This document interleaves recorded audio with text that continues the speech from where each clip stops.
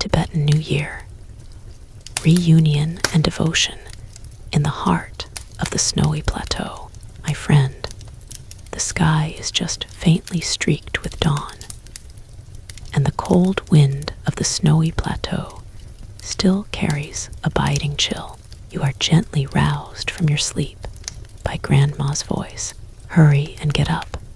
You're going to fetch auspicious water with your uncles, she says softly, yet with an air of solemnity that brooks no delay.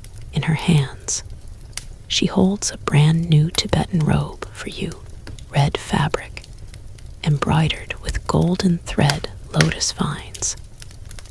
Its collar adorned with round coral beads. A New Year's outfit prepared half a month in advance. Rubbing your eyes, you sit up, and your nose is the first to catch the scent of burning cypress branches from the incense offering, mingling with the warm aroma of butter wafting from the kitchen. This is the most common morning scent in a Tibetan household, a month before the Tibetan New Year. The curtain of the busy pre-New Year preparations has long risen quietly while you slept.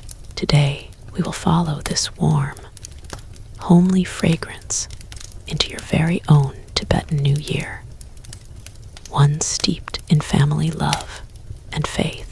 From fetching water, cleaning the house, and preparing food to staying up late on New Year's Eve, praying for blessings, and visiting relatives. Every ritual holds thousands of years of Tibetan heritage, and every detail is wrapped in the deepest affection of your family. You quickly put on the Tibetan robe, and Mom is already waiting at the door. She smooths out the wrinkles of the robe for you, adjusts your hat, and her fingers brush the coral beads on your collar. Fetch the water with a sincere heart. Walk softly, and do not disturb the gods of the river valley, she says.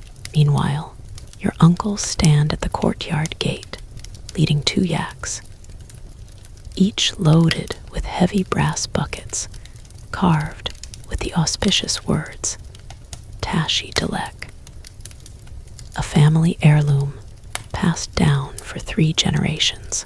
Uncle eldest carries a broom made of cypress branches on his shoulder, to be used for the incense offering at the water-fetching spot. The fresh, green cypress exudes the crisp fragrance of the mountains. Let's go. If we delay any longer, the auspicious water will lose its purest spiritual essence once the sun rises, Uncle Eldest says, taking the lead toward the river valley outside the village. You follow Mom and Dad, stepping on the thin frost of dawn, the stone path beneath your feet crisp with cold, emitting soft creaks with each step. The village nestles in the folds of the snow-capped mountains, and at this hour, wispy gray smoke rises from the incense stoves of most households, curling around the prayer flags on the roofs and unfurling slowly in the cold wind. The prayer flags are arranged in the order of blue, white, red, green, and yellow, symbolizing the sky, white clouds, flames, rivers, and the earth, respectively. Each flutter is equivalent to reciting a scripture, blessing the village.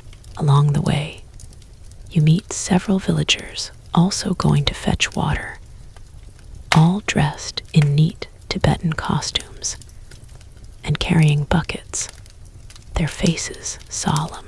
They nod at each other in greeting, but rarely speak. Fetching water is the most sacred part of New Year preparations.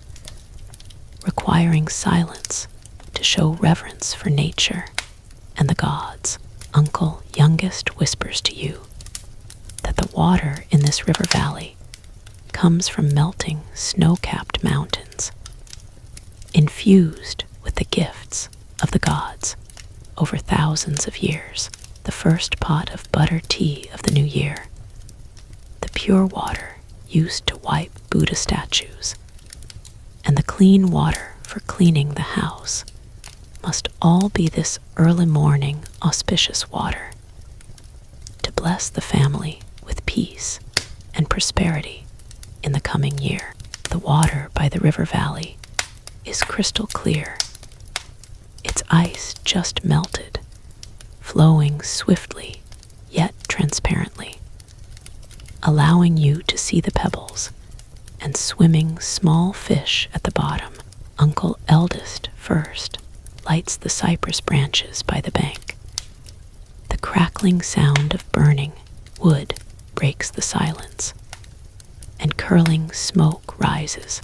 He folds his hands together, murmuring scriptures to the snow-capped mountains and the river valley, prayers for the gods to bestow pure, auspicious water, and for the family to have a bumper harvest and be free from illness and disaster. Following his example, you fold your hands too, though you cannot understand the full meaning of the scriptures. You silently pray in your heart for Grandma's health and for your family's reunion in the new year. After the prayer, Uncle Second squats down, gently lowering the brass bucket into the water with slow, tender movements. As if touching a fragile treasure, he carefully fills the bucket, and tiny ripples spread across the water's surface, reflecting the silhouette of the distant snow-capped mountains, a beauty like a moving Thangka painting. You also want to try scooping water, and Uncle Second smiles as he hands you the bucket. It is heavy, and the moment it touches the water, a piercing cold spreads from your fingertips to your whole body. Slowly, steady. Don't let the ripples disturb the spiritual essence, Uncle Second says, holding your wrist and teaching you to scoop water gently. The water flows along the bucket's edge without a sound. Once full, you struggle to lift the bucket. The water inside is calm and clear, reflecting your own image. What a sincere child. The gods will surely favor your devotion, Uncle Second says, patting your head with admiration.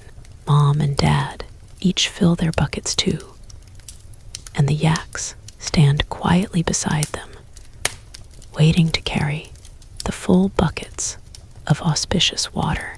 Morning light gradually climbs the slopes on both sides of the river valley, gilding the water's surface, making the river even more sacred, as if it truly holds the power to drive away disasters. When you return home, Grandma is waiting in the courtyard, holding a broom made of bundled cypress branches, its handle polished smooth by years of use. Quickly pour the auspicious water into the bronze basin. We're going to sweep away the old and welcome the new, she says, handing you the broom. This cleaning is called Doga. We sweep away the worries, misfortunes, and disasters of the old year, so that the blessings of the new year can settle peacefully in our home. You take the broom and follow Grandma's lead, starting from the living room. Grandma sweeps meticulously every beam on the roof, every corner of the walls, every nook of the furniture is gently brushed with the cypress broom. As she sweeps, she murmurs, "Sweep away illness, sweep away poverty, Sweep away evil spirits, leave behind blessings, leave behind joy, leave behind prosperity. Her voice is soft, yet every word is earnest, and each sweep is filled with longing for the new year. Mom busies herself wiping the family's Buddha statues and Thangka paintings, using a woolen cloth soaked in auspicious water. Her movements as gentle as caressing a baby's skin. The Thangka of Sakyamuni Buddha, hanging on the main wall of the living room, is the family's most precious possession. Painted 100 years ago, its colors still vivid. The Buddha's expression is serene, his robes flowing with compassion. Mom wipes the edges of the Thangka first, then slowly cleans the painting itself, taking great care not to leave a single water stain. This Thangka was passed down from our ancestors.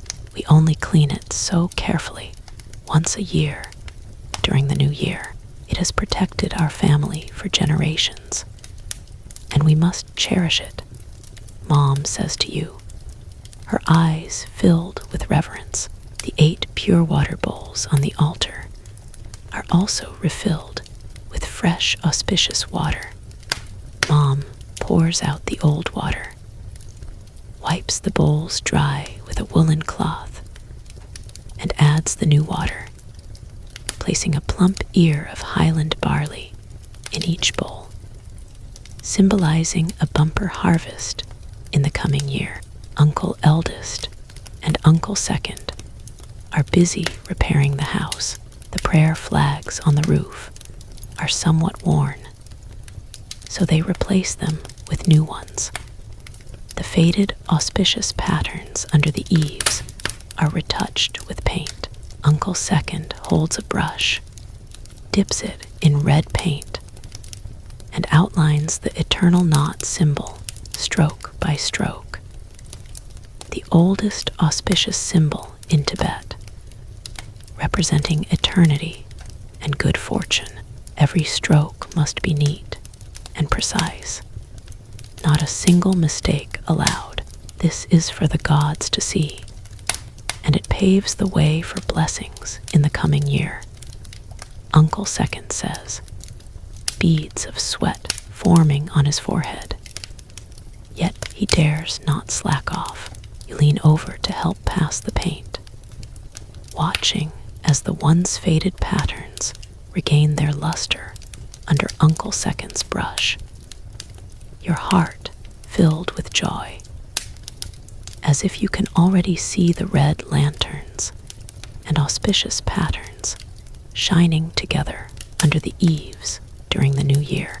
The cleaning and repairs take 2 whole days. When everything is done, Grandma's courtyard looks brand new. The stone walls are clean and tidy. The prayer flags flutter in the wind. The Thangka glows brightly, and the altar is neat and solemn. Every corner exudes the atmosphere of the new year. Next comes the busiest and most lively part, preparing New Year's food.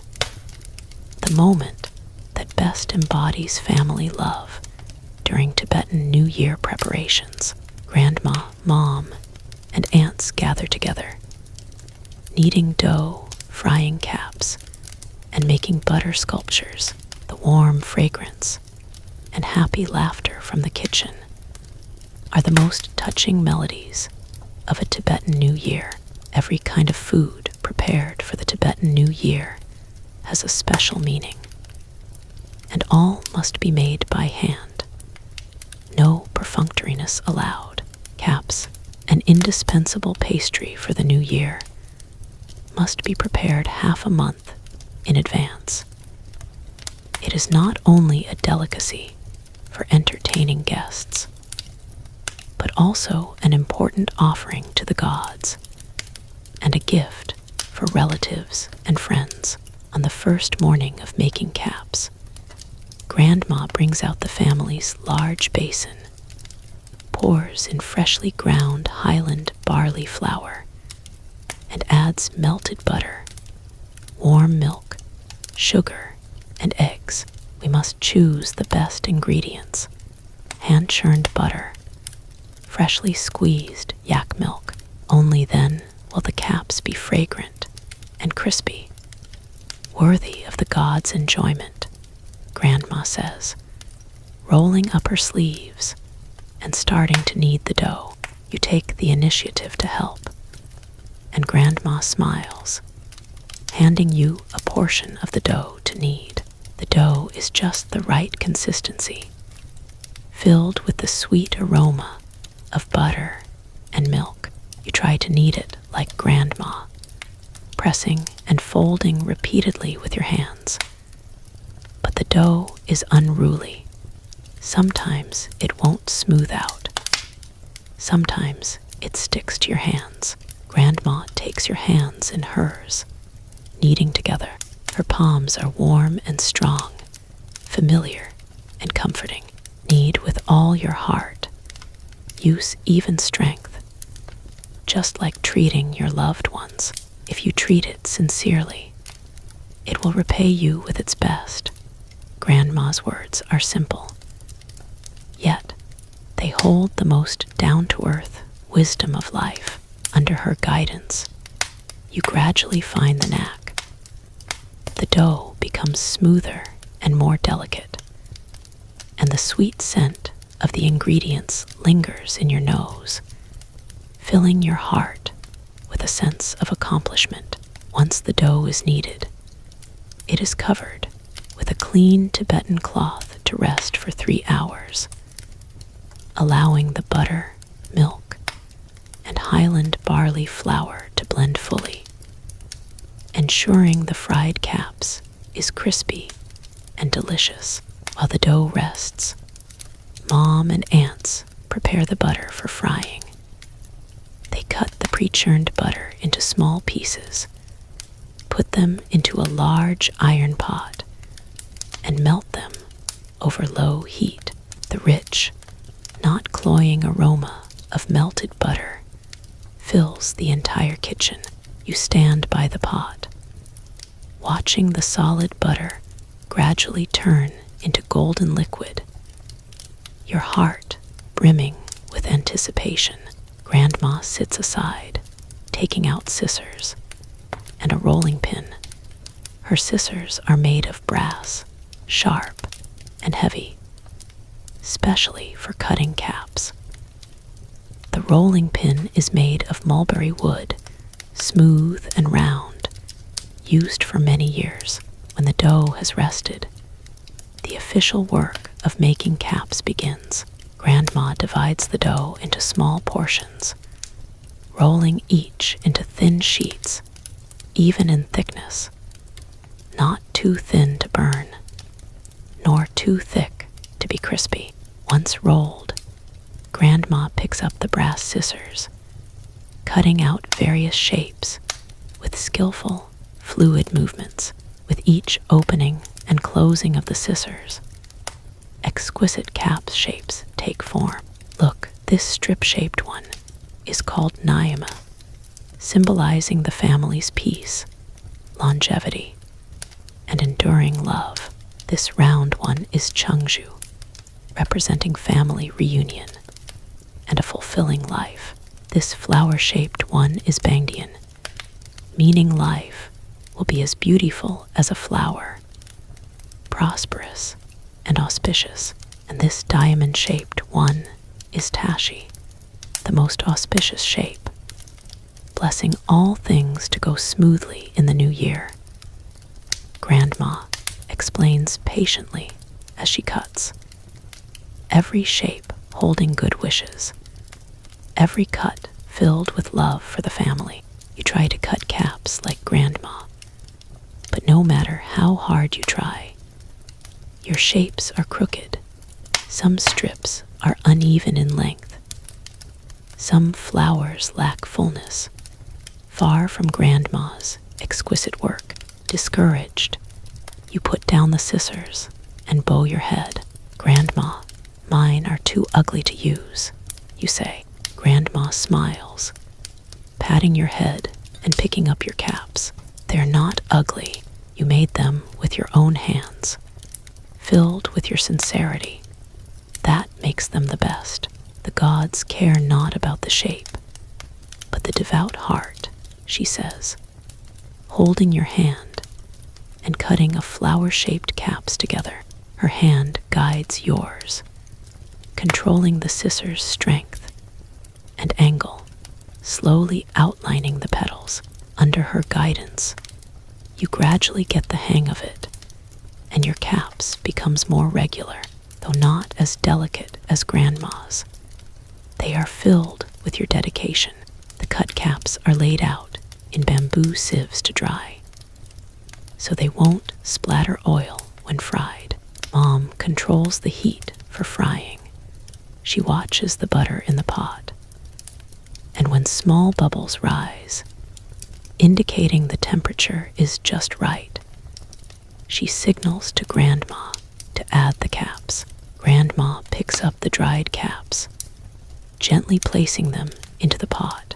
The butter sizzles instantly, releasing a rich, sweet aroma that fills the kitchen and drifts into the courtyard, attracting neighboring children to peek at the door.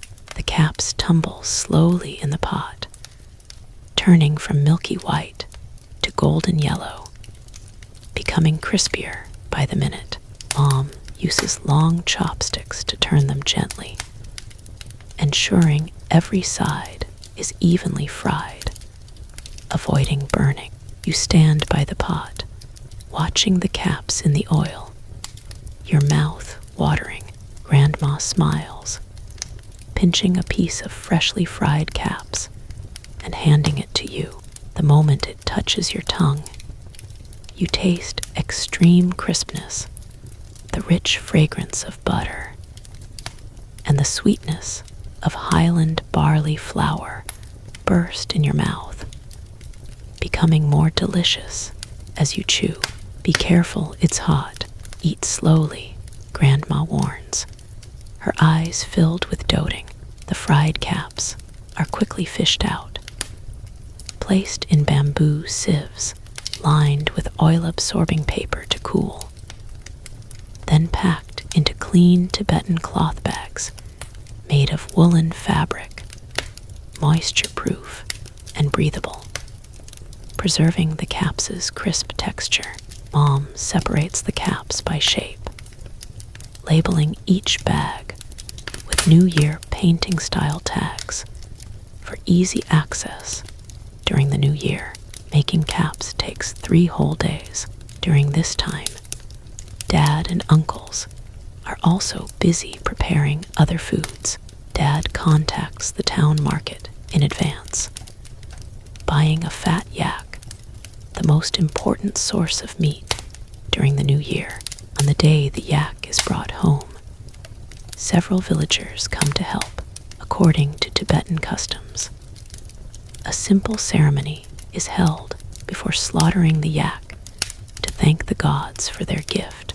Uncle Eldest lights cypress branches for the incense offering, murmuring scriptures to ask for the gods' forgiveness for taking the creature's life, to bless the yak's soul with peace, and to pray for the family's food and clothing in the coming year. After the prayer, Dad slaughters the yak with quick, clean movements, minimizing its suffering. The slaughtered yak is divided into parts. The tenderest tenderloin is used as an offering to the gods. The marbled pork belly is made into air-dried beef. The ribs are for boiled hand-grasped mutton, and the remaining parts are cut into small pieces, stored in the snow pile in the courtyard to be enjoyed gradually. Mom and aunts handle the beef. They cut the tenderloin into neat cubes, wash them with water, drain, and place them on the altar as an offering to the gods. The pork belly is cut into thin strips, mixed thoroughly with chili, Sichuan pepper, salt, Highland barley wine, and other seasonings, then hung under the eaves to dry. The air-dried beef has a firm texture, becoming more flavorful as you chew. A favorite snack for children during the new year. You also help pass the seasonings, watching Mom marinate the beef skillfully, your heart full of anticipation, as if you can already taste the delicious air-dried beef. In addition to khapse and beef and mutton, the family prepares a large amount of butter, Highland barley wine, tsampa, and sweet tea. Grandma churns butter by hand. She pours fresh yak milk into a wooden bucket, stirs vigorously until the butter separates from the milk, then scoops out the butter, places it on a clean cloth to squeeze out excess water, and kneads it into smooth butter balls. Churning butter is tiring work, but Grandma never tires of it. Only hand-churned butter is pure enough for butter tea and butter sculptures, worthy of the gods' acceptance, she says. Dad brews Highland barley wine. He washes the Highland barley, steams it, adds yeast, and seals it in a large clay jar to ferment. During fermentation, he opens the jar every day to stir, ensuring the Highland barley ferments fully. Brewing Highland barley wine takes about 10 days. The fermented wine is clear, sweet, with a light wheat aroma, an essential drink for entertaining guests and worshiping the gods during the new year. Amidst the busy food preparations, religious rituals are interspersed, becoming an indispensable part of New Year preparations. The Gyuter night, on the 23rd day of the 12th lunar month, is the most important religious ritual before the new year, meaning driving away ghosts and evil spirits. Its purpose is to drive away all disasters, evil spirits, and misfortunes of the old year, clearing the way for the new year. On this day, the whole family puts aside their work to focus on preparing for the Gyuter ritual, from making Gyuter porridge to crafting ghost effigies. Every step is solemn and sacred. Making Gyuter porridge is extremely elaborate, with a rich variety of ingredients, including Highland barley flour, beef and mutton, vegetables, beans, and fruits, symbolizing a prosperous life with abundance in the coming year. In the evening, Grandma prepares all the ingredients, and Mom is in charge of cooking the porridge.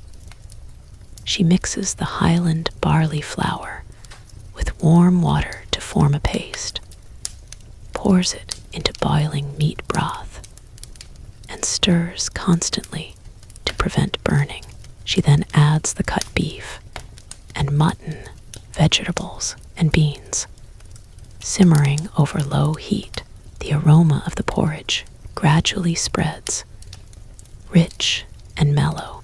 Grandma sits aside, preparing the symbolic items to be wrapped in the Gyuter porridge: stones, wool, chili, Highland barley grains, charcoal, salt, sugar, each with a special meaning. This stone represents a hard heart. Whoever eats it must reflect on themselves, do more good deeds, and treat others gently in the coming year. This wool represents a soft heart. Whoever eats It is kind-hearted and must stay true to their nature. This chili represents a bad temper. Whoever eats, it must calm their anger and handle things calmly. This highland barley grain represents good luck. Whoever eats, it will have a smooth, blessed year. This charcoal represents bad luck. Whoever eats, it must pray to the gods for protection from misfortune. This salt represents a plain life. Whoever eats, it must learn to cherish the present. This sugar represents a sweet life. Whoever eats, it will have a happier year. Grandma explains in detail as she wraps each symbolic item in dough, every item holding a warning and blessing for the family and longing for the new year. Once the porridge is cooked, Mom adds the dough-wrapped symbolic items, boiling them for a while to ensure they are fully cooked. By now, the butter lamps in the living room are lit. The 8 pure water bowls are clear, and the altar in front of the thanka is neatly arranged. The air is filled with the aroma of porridge, butter, and cypress, solemn yet warm before the Gudar ritual officially begins. Dad holds a bowl of Gudar porridge, offers it piously to the Buddha statue, folds his hands, and recites scriptures, praying for the family's health and the removal of old disasters and evil spirits. After the offering, the whole family gathers around the low table, ready to eat the Gudar porridge. Grandma serves a bowl of Gudar porridge to everyone. The porridge is just the right temperature, creamy and mellow, with the freshness of beef and mutton and the crispness of vegetables. Delicious beyond words. Holding the bowl, you eat carefully, feeling both excited and nervous, wondering which symbolic item you will get. Every bite is cautious, afraid of missing the surprise hidden in the porridge. When you bite into something hard, your heart skips a beat. You slowly spit it out, and it is a plump highland barley grain. Seeing this, Grandma's face lights up with joy. She picks up the grain, bows to the Buddha statue, and pats your head. Good child, you've got good luck. This is a blessing from the gods. You will have a smooth, peaceful year ahead, she says. Uncle Eldest gets the chili. He holds it, smiling awkwardly, bows 3 times to the Buddha statue, and says, I will definitely temper my temper in the coming year, be more patient, and not be impulsive. The whole family laughs, and the atmosphere in the living room instantly relaxes. Uncle Second gets the sugar, and Grandma says, it seems your year will be sweet and smooth. Mom gets the wool, and Dad says, you've always been kind. Just keep this kindness in the coming year. After each person gets their symbolic item, they reflect on themselves according to its meaning, or accept the family's blessings. This process is not only a ritual to drive away ghosts and evil spirits, but also a mutual reminder and expectation among family members, helping each other become better in the new year. After eating the Gudar porridge, the liveliest and most solemn part begins, driving away the ghosts. Dad takes out a ghost effigy made of highland barley straw in advance, 1 meter tall, with a ferocious appearance, representing the disasters, evil spirits, and misfortunes of the old year. The whole family holds lit butter lamps, walking clockwise around the effigy, chanting exorcism scriptures in low, unified voices that echo in the living room, firm and unwavering. After 3 rounds, Dad picks up the effigy and walks out of the courtyard, the whole family following behind, the butter lamps flickering in the night, forming a long ribbon of light. The incense stove in the courtyard is still burning, with curling smoke. Dad places the effigy in the designated spot and lights it. Flames leap up instantly, and the effigy gradually turns to ashes in the fire. The whole family stands aside, praying silently, watching the flames devour the effigy, as if seeing all the misfortunes of the old year burned away. Burning the ghost means all old disasters are gone. We will have peace and prosperity in the new year, Dad says solemnly. At this moment, the sound of firecrackers and scriptures echoes from every household in the village. Everyone is holding the exorcism ritual. The light of the flames and butter lamps interweaves, illuminating the entire village, and everyone's longing for the new year. After Guter night, the new year draws near, and the atmosphere in the village becomes more lively. Every household is busy with the final preparations. Air-dried beef and sausages hang under the eaves. Neat piles of firewood are stacked in the courtyard, and the living room is filled with homemade Khapse, butter, and Highland barley wine. The air is a mix of food aroma, cypress incense, and firecracker smoke, everywhere exuding the joy of the new year. Children wear new Tibetan robes, chasing and playing in the village, holding firecrackers and setting them off occasionally. The crisp sound echoes in the valley, adding more liveliness to the new year. The 29th day of the 12th lunar month is Langa, meaning the feast of the 29th day, the last grand family reunion feast before the new year. The family invites all relatives and friends to dinner, celebrating the upcoming new year and thanking everyone for their help and care over the past year. On this day, Grandma and Mom get up before dawn to prepare the dinner. The kitchen is a flurry of activity. A large iron pot simmers with hand-grasped mutton, filling the air with fragrance.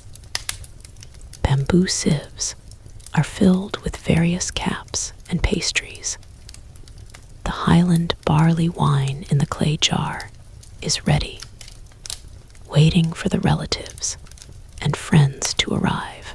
In the morning, relatives and friends arrive one after another, all dressed in new Tibetan robes, looking their best, holding carefully prepared gifts, pure butter, sweet Khapse, mellow Highland barley wine, as well as candies and toys for the children. Uncles busy themselves greeting the guests, taking their gifts, and inviting them into the house warmly. Mom and aunts pour butter tea, pass Khapse to the guests, their faces always smiling. The living room instantly becomes lively. Adults greet each other, talking about the harvest and life of the past year, their voices filled with emotion for the past and longing for the new year. Children gather together, sharing toys and candies, their laughter echoing constantly. The whole living room is filled with the warm atmosphere of reunion.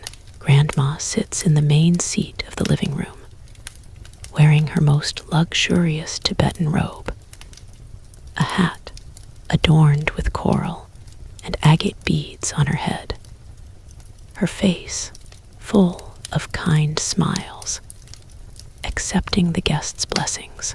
Every relative walks up to Grandma, folds their hands, bows, and says blessings.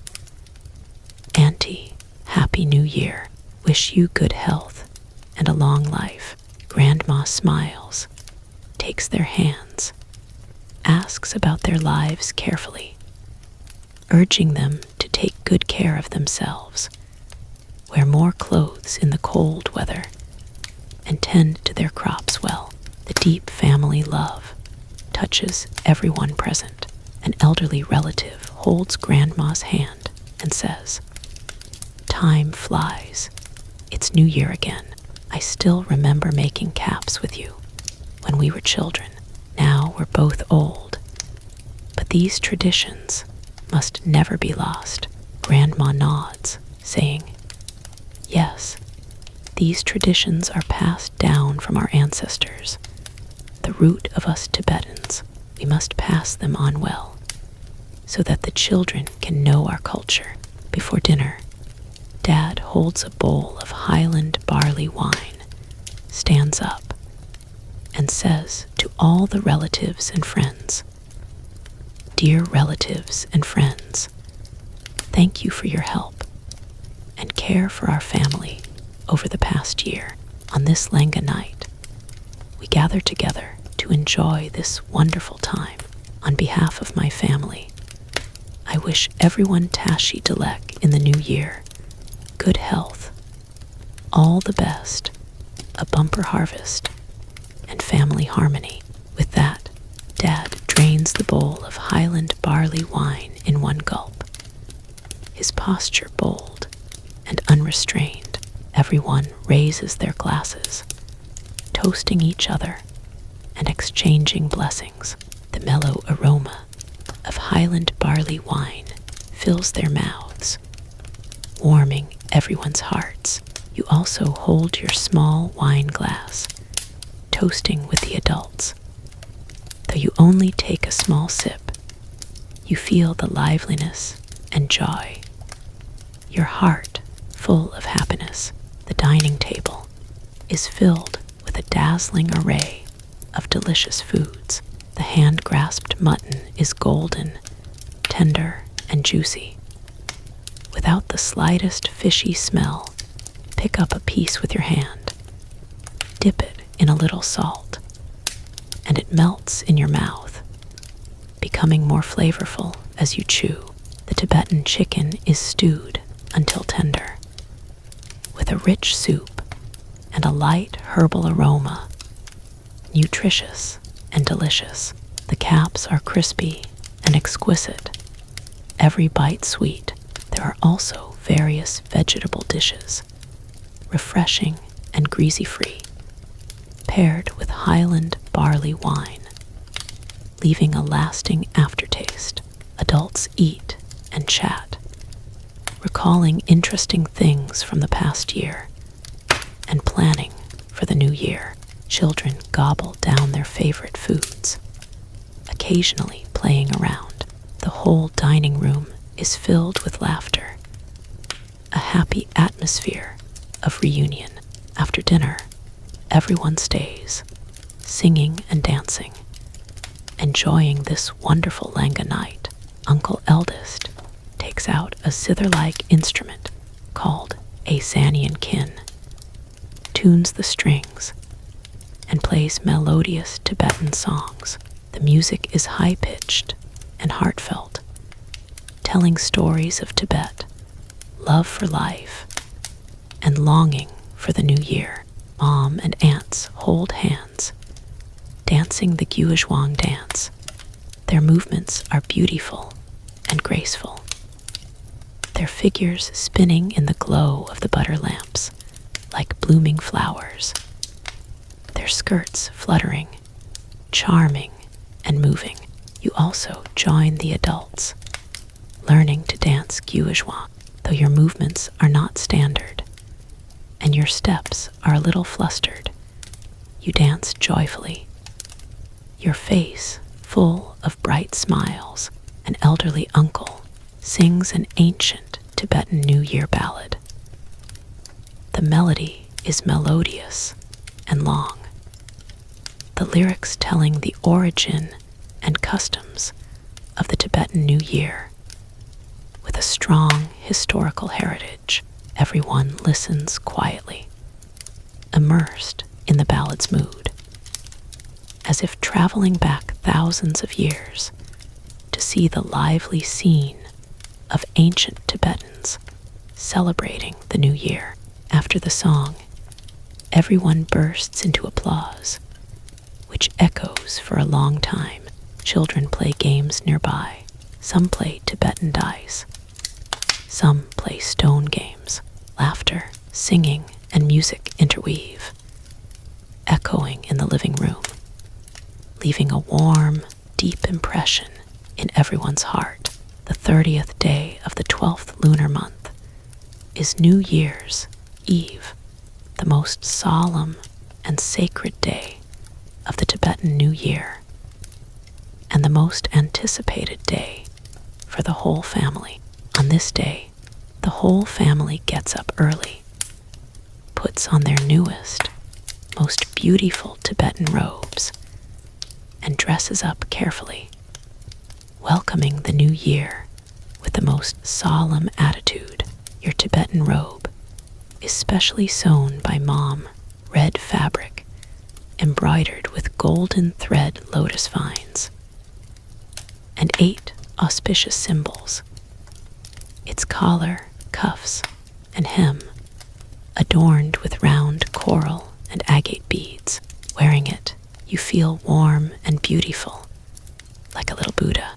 Mom adjusts the hem of your robe, puts a hat on you, and smiles, saying, "Our child looks more and more energetic in this new robe.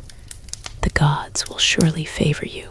In the morning, before the sky is fully bright, and the east is just tinged with pale pink, Dad takes you and your uncles to the village temple to pray for blessings. One of the most important rituals on New Year's Eve, and an essential part of welcoming the new year for Tibetans. The temple stands on the top of the village mountain. From a distance, its golden roof shines in the morning light, solemn and sacred, as if guarding the entire village. Climbing up the winding stone steps, both sides are lined with prayer flags. When the cold wind blows, the flags flutter, making a rustling sound, as if guiding your way and reciting prayers. On the way, you meet many villagers, all dressed in new Tibetan robes, holding offerings such as butter, hada scarves, and highland barley wine. Walking toward the temple, everyone's face is pious, their steps steady and firm. Some elderly people walk unsteadily, yet insist on climbing by themselves, refusing help from their families. They say that the first prayer of the new year must be offered personally to the gods to show sincerity. You follow Dad, climbing step by step. Though a little tired, you dare not slack off, your heart full of reverence for the gods and longing for the new year. Entering the temple, the first thing you see is a spacious courtyard. In the center stands a huge incense stove, burning cypress branches, highland barley grains, butter, and more. Thick smoke curls up, filling the entire temple with a rich cypress fragrance, soothing your mind and body. Worshippers walk to the incense stove one after another, adding a handful of cypress branches, folding their hands, and praying piously, murmuring scriptures to bless their families with health, a bumper harvest, and all the best. Dad also takes you to the incense stove, teaching you how to add cypress branches. He picks up a bunch of fresh cypress branches and hands them to you, saying, "Hold the branches with both hands. Silently pray for your wishes. Then gently put them into the stove. The gods will hear your prayers and grant your wishes." Following Dad's instructions, you hold the cypress branches with both hands, close your eyes, and silently pray in your heart. Wish Grandma good health and a long life. Wish Mom and Dad peace and smoothness. No worries. Wish uncles and aunts family harmony and a happy life. Wish our family always happy and reunited. All things going well in the new year. After praying, you gently put the cypress branches into the incense stove. The crackling sound of burning wood rings out, and the smoke wraps around your fingers, as if the gods are responding to your prayer. Dad looks at your pious face, smiling with satisfaction, patting your head, saying, "Good child, sincerity moves the gods. They will surely bless us." After praying, Dad takes you into the main hall. The hall is solemn and majestic. Several huge Buddha statues stand inside, their golden bodies shining, expressions serene, eyes compassionate, as if they can see all things in the world. Thousands of butter lamps are lit in front of the Buddha statues. The flickering light makes the Buddha's face more kind, illuminating the entire hall. The walls of the hall are covered with murals, rich in content, depicting Buddhist stories, Tibetan history, and auspicious patterns. The brush strokes are delicate, the colors bright, still glowing after hundreds of years. Breathtaking. Worshippers walk to the Buddha statues one after another, offering hada scarves and butter, then kneeling to pray for blessings.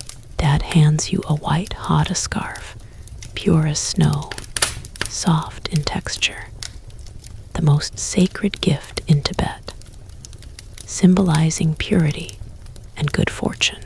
Holding the hada with both hands, you carefully walk to the Buddha statue, hang it on the Buddha's arm, then kneel down on both knees, folding your hands, and bow 3 times, every bow full of piety. At that moment, the hall is extremely quiet, only the soft sound of butter lamps burning and the worshippers' scriptures. You feel an unprecedented peace and solemnity, as if your soul is purified, all worries and tiredness fading away. Standing up from the Buddha statue, Dad takes you to the monk. The monk hands you a string of prayer beads made of sandalwood, emitting a light sandalwood fragrance. He chants a prayer for you, blessing you with peace, health, and wisdom in the new year. You take the prayer beads with both hands, put them on your wrist, and bow deeply to the monk to express your gratitude. When you walk out of the main hall, the sky is already bright. Sunlight streams through the temple windows, illuminating the stone path in the courtyard and everyone's smiling faces. Everyone leaves the temple, filled with blessings and expectations. When you return home, the busyness continues. Grandma and Mom are in the kitchen, preparing the New Year's Eve reunion dinner, even more sumptuous than the Langa night feast. Every dish has a special meaning, every dish embodying the family's hard work. Hand-grasped mutton symbolizes sufficient food and clothing, prosperity and health in the coming year. Tibetan chicken symbolizes family harmony and reunion. Highland barley wine symbolizes a happy, fulfilling life. Khapse symbolizes good luck and smoothness. There is also a pastry made of Highland barley flour called dalma, symbolizing beauty and kindness like a fairy, specially prepared for the women in the family. Dad arranges the altar in the living room, preparing to offer sacrifices to the gods and ancestors. On the altar, in addition to the pure water bowls, butter sculptures, and Highland barley ears placed earlier, there are various foods: khapse, tsampa, fruits, boiled beef and mutton, and brewed Highland barley wine, all neatly arranged, showing the host's piety. Dad also takes out the ancestral memorial tablets, placing them in the center of the altar, with butter lamps lit in front, symbolizing that the ancestors' souls will return home to spend New Year's Eve with the family, blessing everyone with peace and smoothness. In the evening, as the sky darkens, the lights in the village turn on one after another, and the sound of firecrackers echoes continuously. The whole village is immersed in the festive atmosphere of the new year. In Grandma's living room, the glow of the butter lamps flickers, illuminating everyone's faces. The reunion dinner officially begins. The whole family gathers around the low table in the living room, the table filled with delicious food, fragrant and appetizing. Dad first holds a bowl of Highland barley wine, bows 3 times to the Buddha statue and the ancestral memorial tablets, then chants prayers in a low, pious voice, asking the gods and ancestors to bless the family with health, a bumper harvest, all the best, and family harmony in the new year. After praying, Dad drains the bowl of Highland barley wine, then says, "Children, let's eat. Wish our family a happy new year. Tashi Dalek, may our lives become more prosperous, and our family love deeper in the new year." With that, he picks up his chopsticks, takes a piece of hand-grasped mutton, and puts it into Grandma's bowl. "Mom, eat more. You've worked hard." Grandma nods with a smile, also taking a piece of mutton for you, saying, "Child, eat more. Grow tall and healthy in the new year."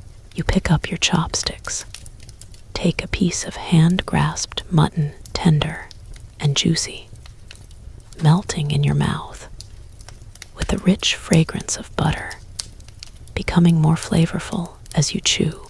Mom pours you a cup of sweet tea, sweet and delicious, warming your stomach and your heart. The whole family eats and chats, recalling interesting things from the past year, childhood New Year memories, and planning for the new year. Dad says he will plant more Highland barley in the new year, striving for a bumper harvest. Mom says she will make a new Tibetan robe for Grandma, making her more comfortable. Uncles say they will go out to work, earning more money for the family. Everyone's face is full of happy smiles, their eyes full of longing for the future. Outside the window, the night deepens, fireworks bloom in the sky, colorful and brilliant, illuminating the entire courtyard and everyone's smiling faces. The sound of firecrackers, fireworks, and family laughter interweaves, forming a joyful New Year symphony, enchanting everyone.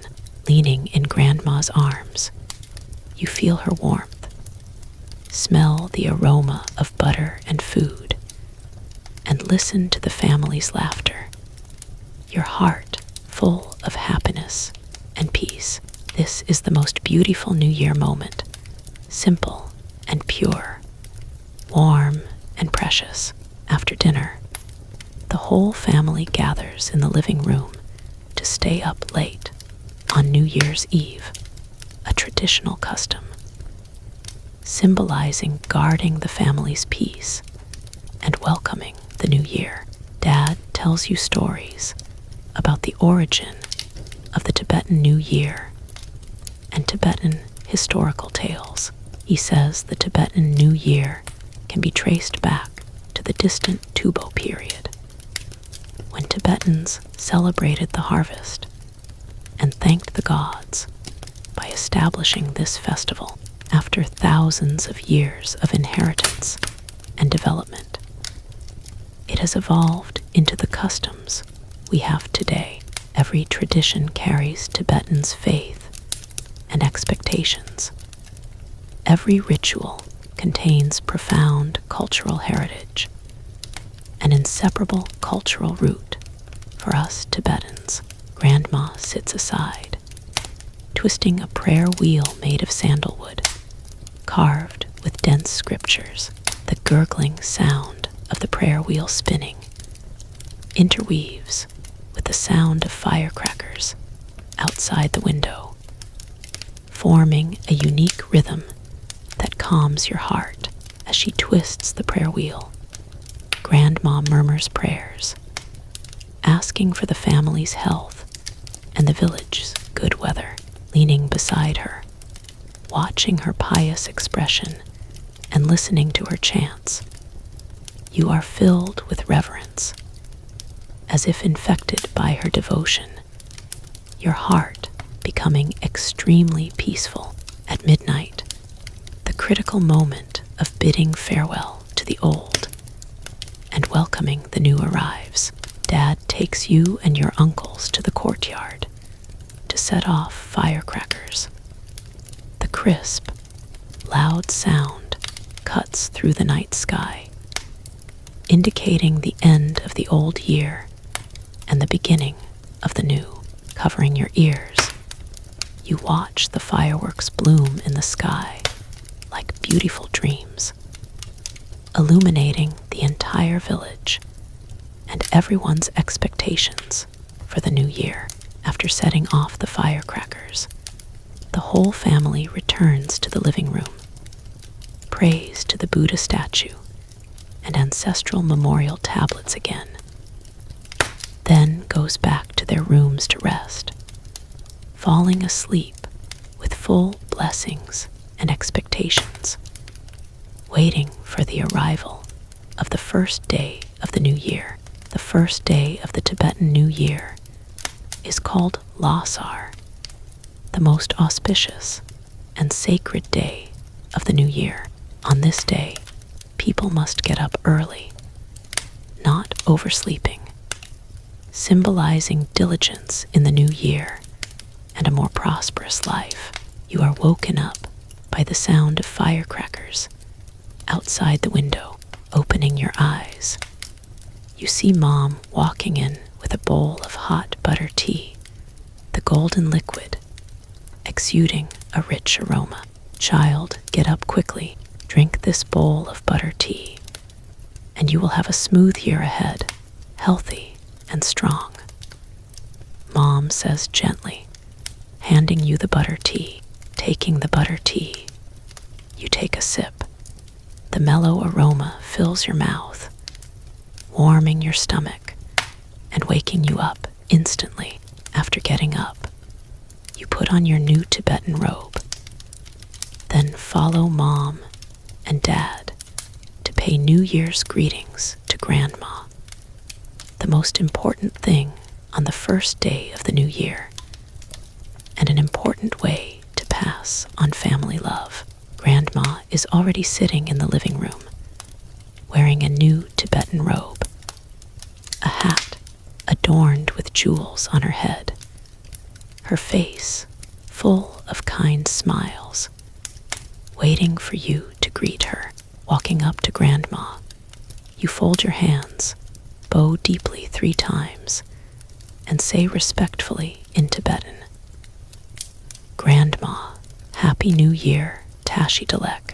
Wish you good health, a long life, and a happy smile always. Grandma smiles, taking out a red envelope and handing it to you, made of red woolen fabric embroidered with auspicious patterns, containing money and a sweet milk candy. Good child, Happy New Year. Grandma also wishes you progress in your studies, healthy growth, and all things going well. Grandma says, gently patting your head, her eyes full of doting and love. In Tibet, when paying New Year's greetings to elders, the elders give red envelopes to the younger generation, not only a custom, but also a blessing and expectation from the elders, symbolizing passing on blessings and good luck to the younger generation, ensuring their peace and smoothness in the new year. Mom and Dad also pay New Year's greetings to Grandma, offering their blessings. Grandma accepts them with a smile, her face full of happy smiles. After greeting Grandma, the whole family has a simple breakfast, tsampa, butter tea, khapse, and more. Though simple, it is full of the New Year's atmosphere. After greeting Grandma, the whole family goes to visit other elders in the village, an important custom on the first day of the Tibetan New Year, and a way to maintain family ties and enhance neighborhood relations. Every household you visit greets you warmly, pouring butter tea, passing khapse, toasting Highland barley wine, and exchanging blessings with smiling faces. Following Mom and Dad, you greet each elder respectfully, folding your hands and saying blessings, receiving many red envelopes, and feeling the deep family love and warmth in the village. The elderly elders pat your head, urging you to study hard, respect your parents, honor your elders, inherit Tibetan cultural traditions, and never forget your roots. An elderly grandfather takes your hand, telling you many ancient Tibetan New Year customs. He says that in the past, Tibetans would wear traditional robes and ride horses to pay New Year's greetings to elders, holding grand horse racing and archery competitions. Now, though living conditions have improved and many customs have been simplified, the cherish for family love and reverence for the gods must never be lost. You listen carefully, engraving his words in your heart, silently vowing to pass on the precious Tibetan cultural traditions forever. After visiting relatives, many guests come to the house, villagers and relatives bringing gifts to pay New Year's greetings to Grandma, Mom, and Dad. Mom and Grandma busy themselves entertaining the guests, pouring tea and passing pastries, their faces always smiling. Dad chats and drinks with the guests, talking about New Year plans and the past year's harvest. Uncles play the Zanyan kin and sing Tibetan songs with the guests, filling the house with a lively atmosphere. Children gather in the courtyard, chasing and playing games, holding red envelopes, their faces full of happy smiles. The courtyard is filled with laughter, a festive and peaceful scene. The second day of the Tibetan New Year is Dalmarai, meaning daughter's homecoming day. On this day, married daughters return to their parents' home with their husbands and children to pay New Year's greetings and reunite with the family, an important custom in Tibet to maintain mother-daughter bonds and family love. Your aunt also returns to grandma's home with your uncle and cousins. Aunt is wearing a beautiful Tibetan robe, holding gifts for grandma: butter, Khapse, Highland barley wine, and a new hat she bought specially for grandma.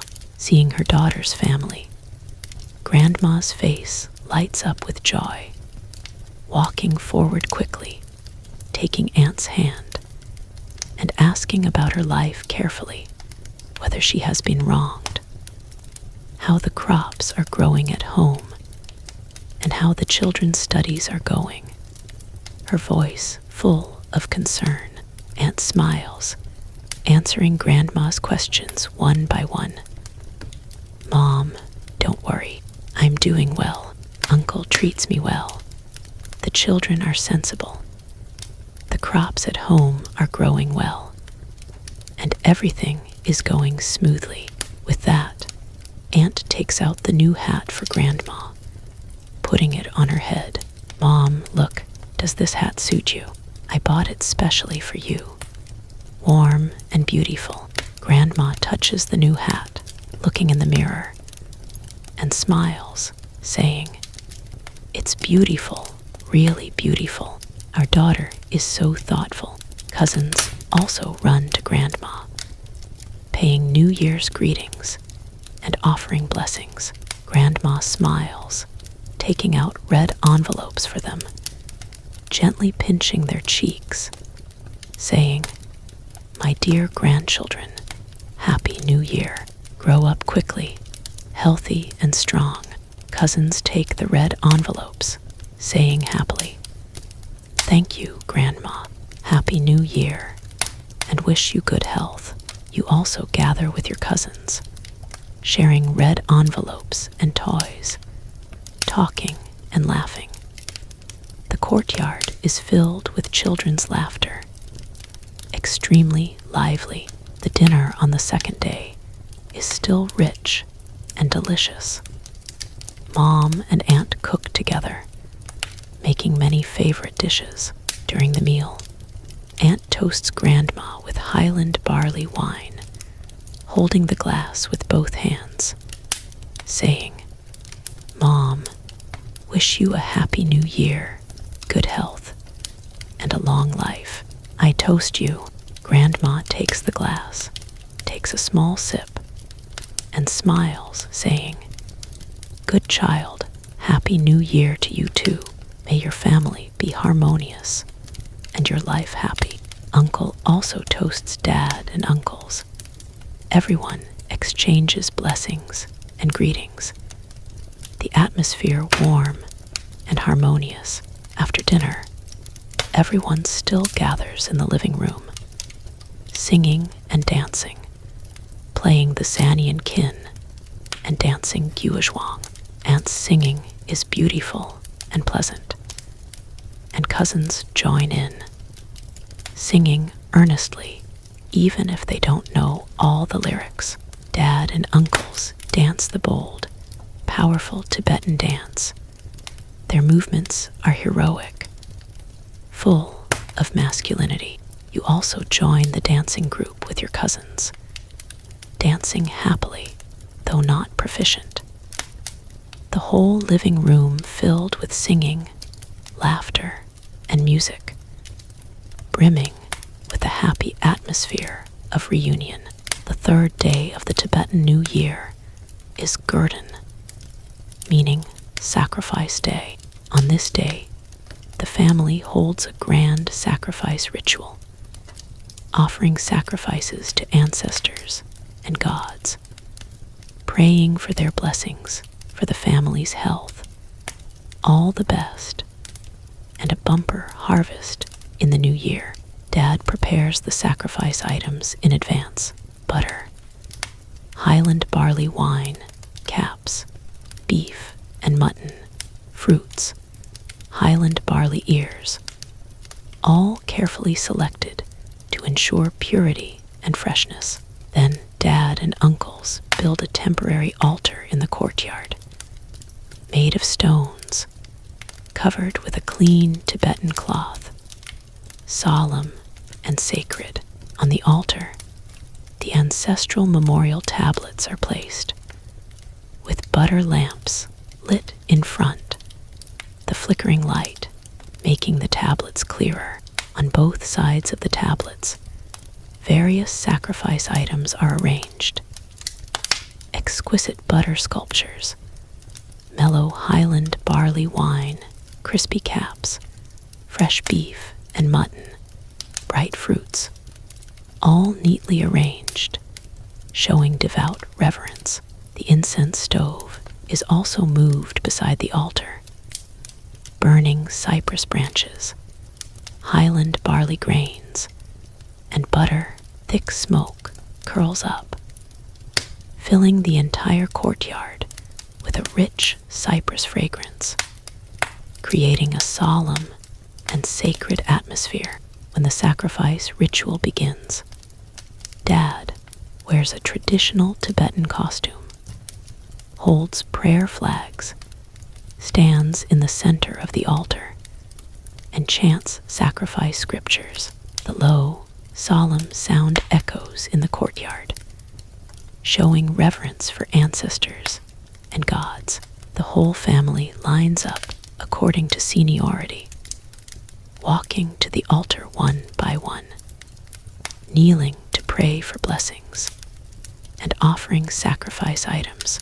Following Mom and Dad, you walk to the altar, kneel down on both knees like Dad, fold your hands, and bow 3 times to the ancestral memorial tablets and the gods, silently praying for their blessings, for the family's peace and smoothness in the new year. After the sacrifice ritual, Dad distributes the sacrificial food to the whole family, saying that eating the sacrificial food will let the ancestors and God's blessings accompany everyone, protecting them from illness and misfortune in the new year. You pick up a piece of sacrificial Khapse, putting it into your mouth. The crispy texture carries a faint sense of blessing, filling your heart with peace. The whole family sits together, eating the sacrificial food, talking about the sacrifice customs, and feeling the blessings of ancestors and gods. The whole courtyard is filled with a solemn, warm atmosphere. From the 3rd day onward, fewer guests come to the house, and the whole family can relax a little. No longer as busy as before, Mom and Grandma take you to turn the prayer wheel on the mountain near the village. Turning the prayer wheel is an important religious activity in Tibetans' daily life, and an indispensable ritual during the new year, symbolizing accumulating merit and praying for the gods' protection. The prayer wheel path on the mountain winds, lined with prayer flags fluttering in the cold wind, reciting prayers and guiding the worshippers. On the way, you meet many villagers, elders, young people, and children, all walking clockwise along the path, twisting prayer wheels in their hands and chanting scriptures, their expressions pious and focused, Grandma tells you that turning the prayer wheel accumulates merit. Every turn is equivalent to reciting a scripture. The more turns, the more blessings, and the deeper the God's protection. Turning the prayer wheel is not only a religious ritual, but also a spiritual practice. You must keep your mind free of distractions. Pray sincerely, and you will feel the God's response, Grandma says, her voice full of reverence. Following Mom and Grandma, you walk step by step along the prayer wheel path, twisting the prayer beads Dad gave you, and learning to chant simple scriptures. Though you cannot understand the meaning of the scriptures, you try to calm your mind, eliminate distractions, and pray sincerely. At the end of the path stands a small prayer flag tower, covered with prayer flags. Worshippers all add a string of prayer flags here, then kneel to pray for blessings. Grandma also takes out the prepared prayer flags, hangs them on the tower, then leads you and Mom to kneel and pray, asking for the family's health and the village's good weather. After turning the prayer wheel, Mom takes you to the market. The New Year market is extremely lively, the most vibrant place during the Tibetan New Year. The market is lined with stalls, filled with a dazzling array of goods, beautiful Tibetan robes, exquisite wool textiles woven with auspicious patterns, hand-carved wooden prayer wheels, bright coral and agate jewelry, and all kinds of New Year snacks. The air is filled with a mix of fragrances, the sweet aroma of honey cakes, the rich scent of roasted highland barley, and the faint fragrance of sandalwood from handcrafted items. Vendors greet customers warmly in soft Tibetan, their voices blending with the crisp laughter of children, creating a warm and lively melody unique to the New Year. Mom takes your hand, walking slowly along the stalls, stopping occasionally to browse. At a textile stall, the vendor displays a piece of blue wool cloth embroidered with golden eternal knots, its texture soft and delicate, the stitches neat and exquisite. This cloth is perfect for making a new apron for you, Mom says, gently touching the cloth, her eyes filled with affection. You nod happily, watching the vendor fold the cloth carefully, wrapping it in a clean cotton bag with a smile. Nearby, a jewelry stall catches your eye. Strings of round coral beads, translucent agate pendants, and silver accessories inlaid with turquoise are neatly arranged, shining faintly under the sunlight, as if carrying the blessings of the snowy plateau. A stall selling snacks attracts a group of children. The vendor fries crispy fried dough, twists in a large iron pot, the sizzling sound mixing with the sweet fragrance, making your mouth water. Mom buys a handful for you, golden and crispy, with a hint of honey sweetness that lingers on your tongue.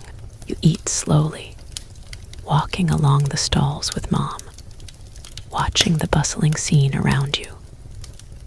Elderly people sitting on benches, chatting and laughing while holding bowls of butter tea. Young couples choosing New Year gifts hand in hand. Children chasing each other, holding colorful candies in their hands. Every face is full of happy smiles. Every corner exudes the warmth of the new year.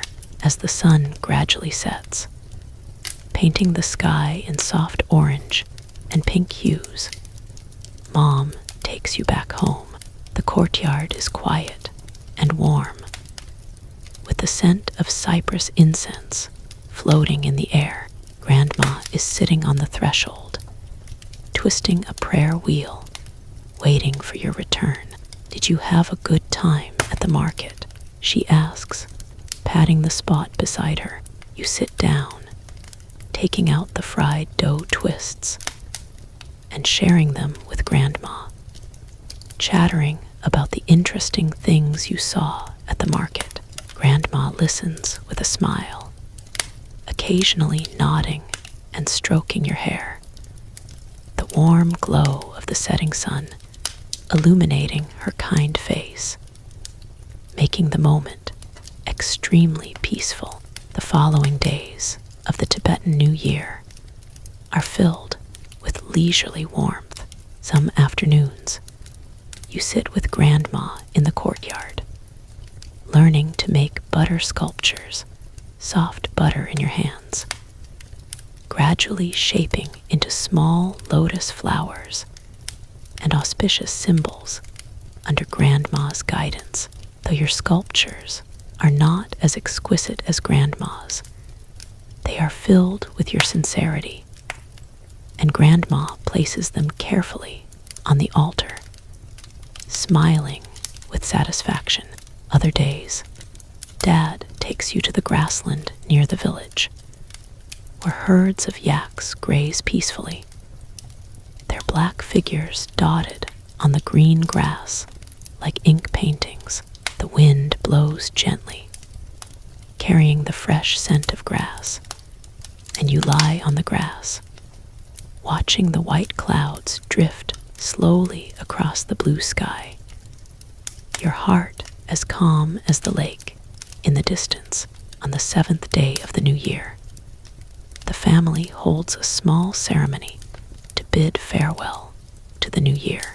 Dad lights cypress branches in the courtyard, and the whole family stands around, folding their hands and praying silently, thanking the gods for their blessings over the past few days, and praying for peace and smoothness in the days to come.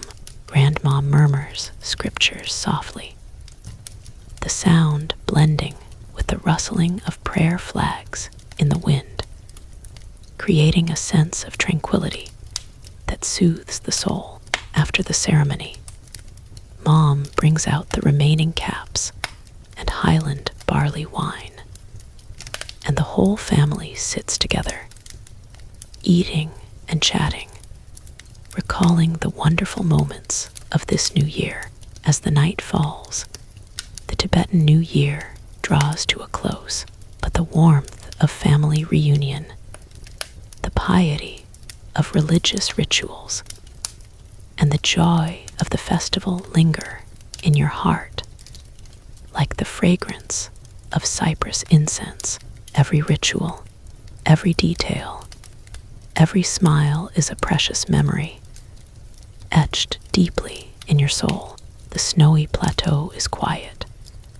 The prayer flags flutter gently, and the butter lamps in the living room flicker softly, as if blessing every family with peace and happiness. My friend, let this warm feeling wrap around you, as if you are still in that cozy Tibetan courtyard, surrounded by family love and blessings, drifting slowly into a sweet sleep. May the peace of the snowy plateau, the sincerity of family love, and the blessings of the new year accompany you through every quiet night.